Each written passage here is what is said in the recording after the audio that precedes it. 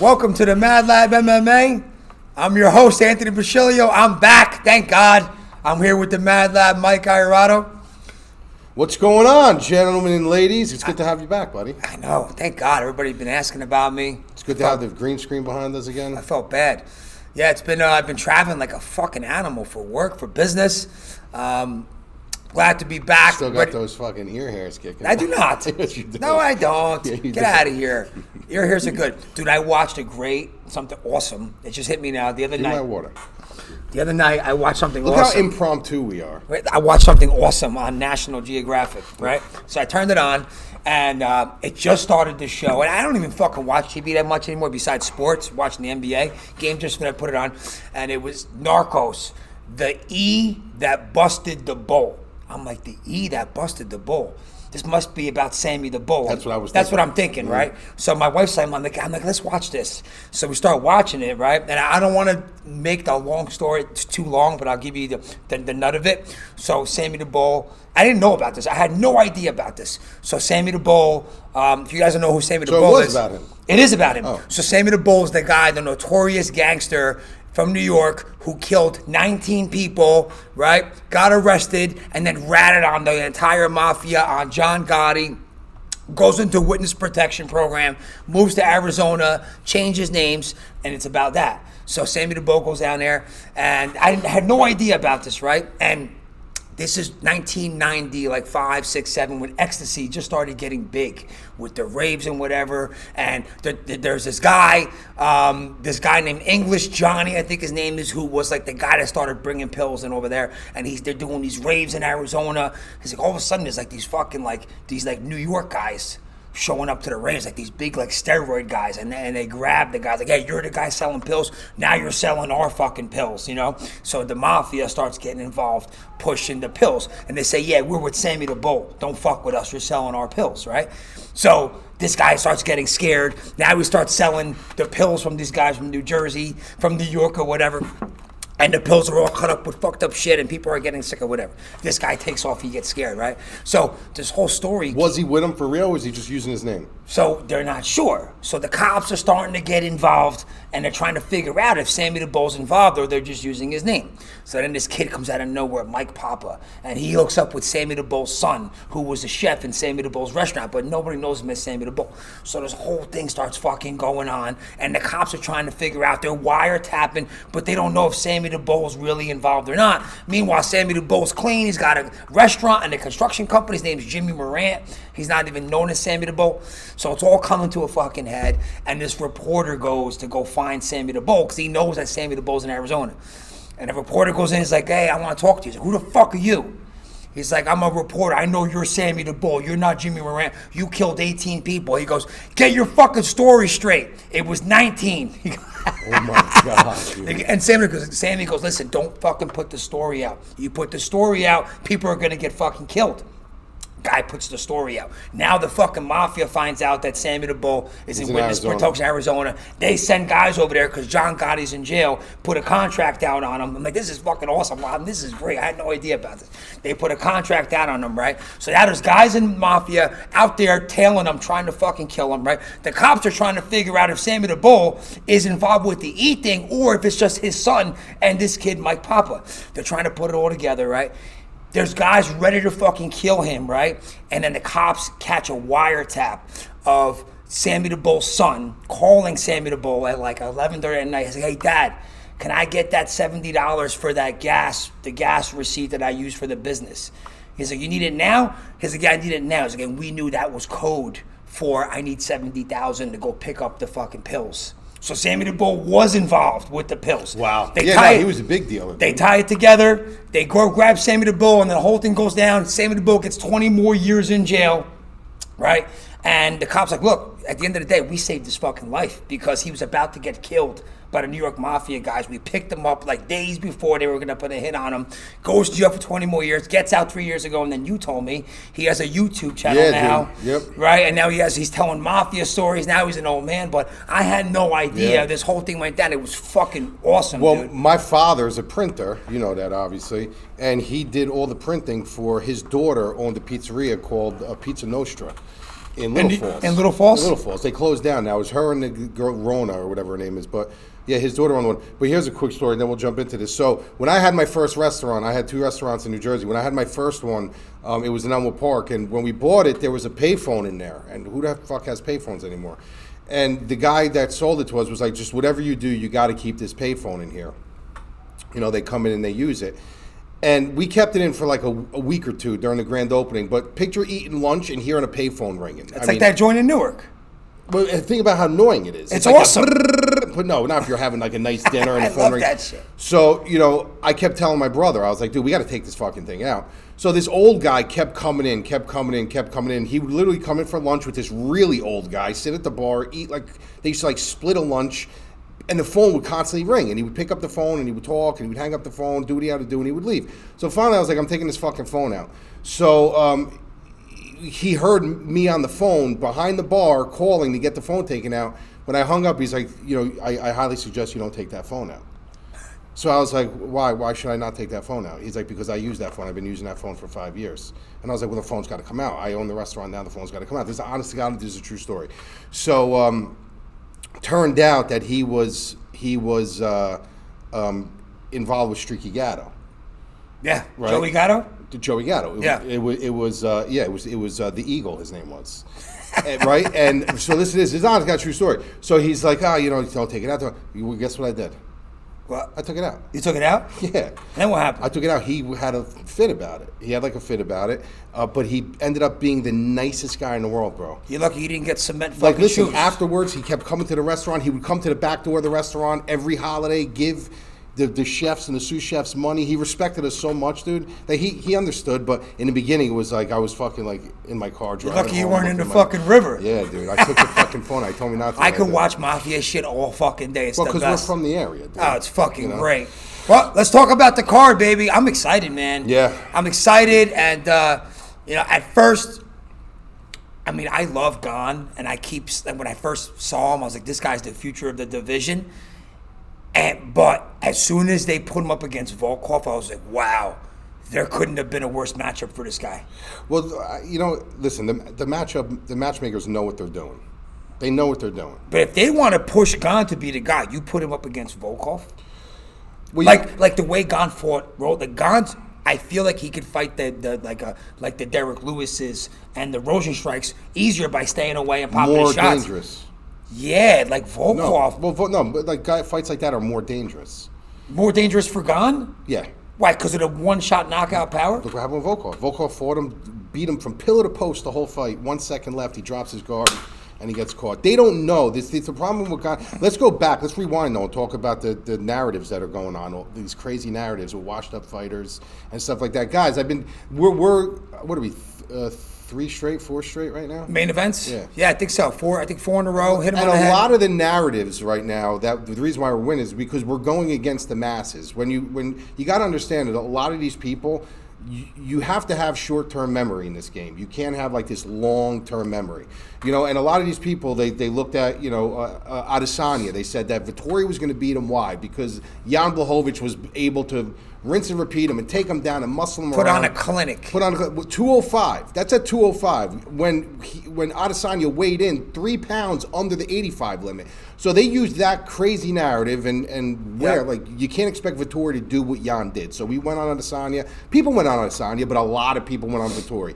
The same thing last week with what was the main event last week? Oh my God, I'm drawing a blank. I'm fucking fried. Last week was I'm fried right now. Who was it last week? Oh my God, dude. Well, pull up the phone. Pull up the phone. Because I had a lineup with the other guy and I would have fucking cashed big too. Who was it? We gotta record this again. I got it right here. Hold on. I don't gotta record nothing. I got it right here. You ready? Oh, Ige and Ige. Yeah, Ige. Yeah. So, this is how fraud. So listen, the thing with Ige and the same thing went with Korean Zombie. Like, guys, he's only 33 years old. That's what you guys got to remember. He's 33 years old. I get it. Age is completely different when it comes to fighting years. It's almost like when you calculate dog years and stuff like that.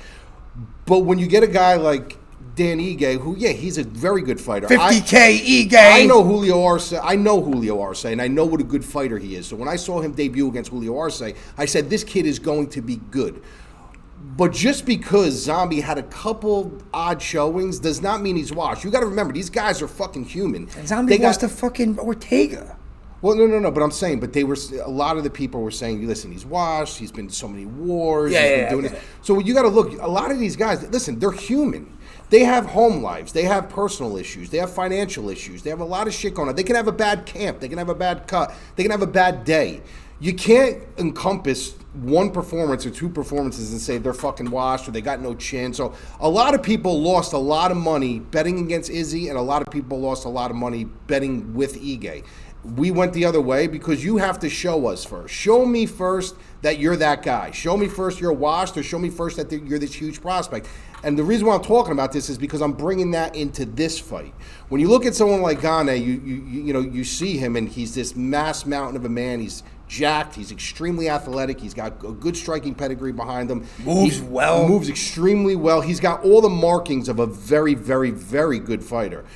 But he's never been completely tested. We've never seen him in a situation where he had to literally fight for his life. We haven't seen him cut, battered, gassed. We haven't seen him in those situations. So you're kind of shooting a dart blind when you got a guy in Volkov who, he's been around for a very long time, but he's only 33 years old. He looks the best he's ever looked. He's looked the best he's ever looked. I watched the weigh-ins. He weighed in on 265 on the button. Not ripped, not jacked, nothing like that. But the guy looks bigger. The guy looks stronger.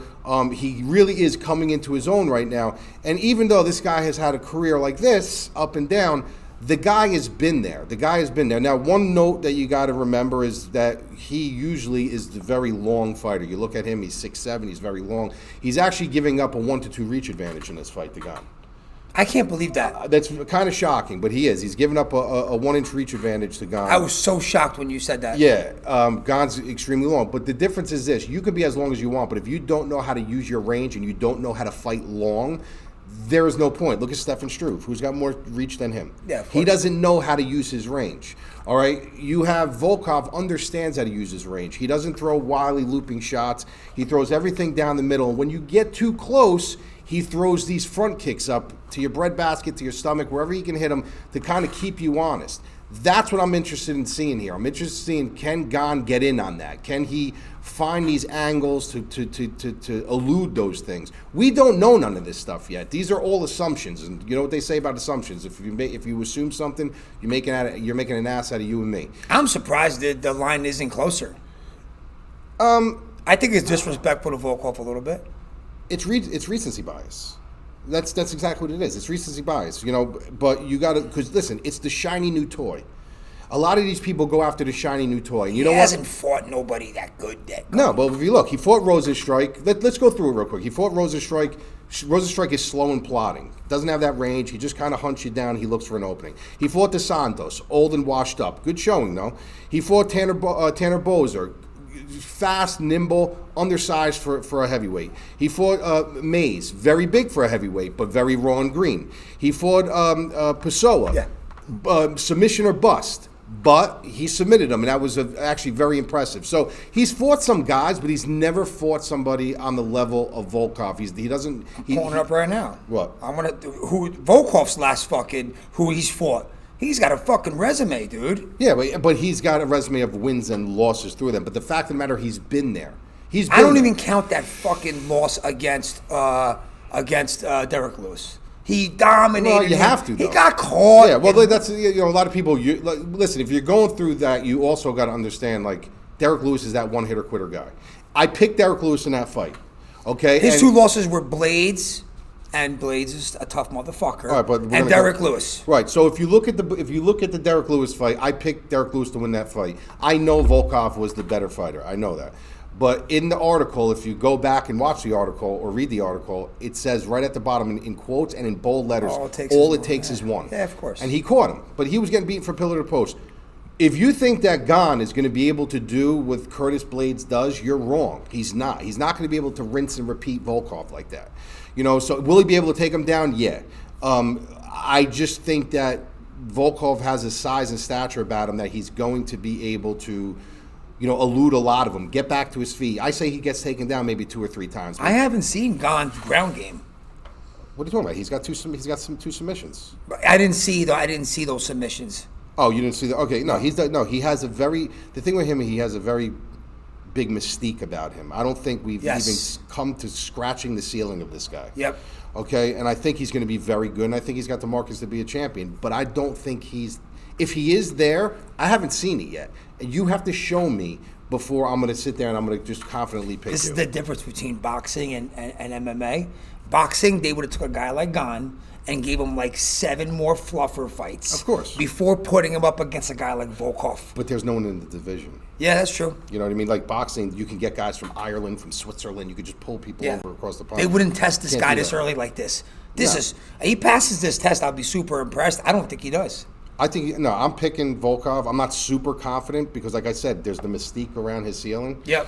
But I'm picking Volkov here because he's the more proven fighter. If you look at the DraftKings, you got 8,700 for Gane, which is pricey. And you got to remember, with that kind of showing, he needs a round and a half to really figure out a way to get inside, past those front kicks. He's got to dial him in. He has 5 rounds to do it. He's going to have to try to dial him in. When he fought Rosenstrike, it was such a slow fight. He stayed away the whole time. Like that strategy is Volkov throws volume. Well, the reason why he did that is because Rosenstrike has the power. No, I get it. Right. But like this is completely flip flop of what that was now. Volkov throws volume. Like he can't afford to go down 2 rounds and wait. Volkov gets better as the fight goes on. Yeah, that too. He's got a tank. He's got a great tank. Dude, And Gane has shown a good tank, but how good has he shown it? In spots that he needs to show it. He showed a good tank against Rose but he didn't. Because he's slow and plodding. He wasn't working hard. No, he didn't have to work hard. He's going to have to work in this fight. He didn't prove that he had a good tank in that fight. He just lasted the distance and stayed away and he didn't even fucking break a sweat in that fight.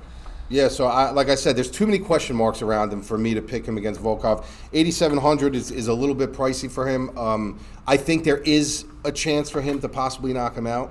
Early there is. I mean, the guys. Volkov has underestimated power. No. We're talking about Gane. Yeah, I'm just saying, like Volkov has underestimated power. But he's very hittable. Too. Yeah, he's extremely hittable. And you got to remember, Gane does have a reach advantage over him. I can't believe that. It's crazy. Volkov at 7,500 is where the value is. Even in a 5-round fight, if this guy just goes, he's going to cover his value. There's no guaranteeing that Gane's going to cover value if it goes to the distance. There's no, especially if it's like Anthony said, if it's a slow plodding fight. So there's more value on Volkov. I think Volkov is going to win. My hedge weight on this in 10 lineups is going to be 6-4. 6 for Volkov, I think 4 on Gane. I think that is completely. I think that's fair. That's very fair. Because like I said, it's a tough fight to pick. I like Volkov too. You like him there? I do. You're a big Gane guy. I've been saying Gane, this guy Gane's gonna be a champion, and as soon as I saw they put him against Volkov, I was like, too early of a test for this guy. Everybody loses. Yeah, I think it's too. Like I said, I think it's too early. I think it's too early too. Yeah. I think Volkov gets it done. I really do. I wouldn't be shocked if Gane wins the fight, but I think Volkov gets it done. I'm putting a bet on him. You're gonna do it? At plus money? Yeah. For sure. So I got no official bet. I think the line should be even. I got no official bet on this right now, but here's 2 bets to consider. You have plus 145 over at FanDuel. That's the best line I found. And then you have over 2.5 at selected books. Not all books have it. William Hill has it. There are like maybe 5 or 6 books that do have it. If you can grab that at over 2.5 minus 175, I think that's a decent play because I think there's going to be a feel-out process. I think these guys are durable enough to last at least 2.5 rounds. So that to me are the 2 plays. I have no official bet yet. But if this line keeps moving, I'm putting it in his favor. I will throw something. Hell yeah! If you guys are watching this on the Fantasy Labs article site right now, you'll see a promo code below. Use that code. You get your first month at 40% off. Come try us out. We have a great community, Discord, podcast that you're about to record right after this video we just did. Full DFS breakdowns, pricing strategy, full fight analysis breakdowns, and then. You watch the rest of the weigh-ins. I'm going to put in the bets for this week, too. I love this card. It's another sneaky good card. Then we got a week off, and then we got big card, Poirier, McGregor, 3. Every McGregor fight seems to be the biggest card of the year. I'm looking forward to that, and glad to be back. And let's fucking cash this weekend, man. I'm psyched. This is a good card. Awesome. All right, guys. Later.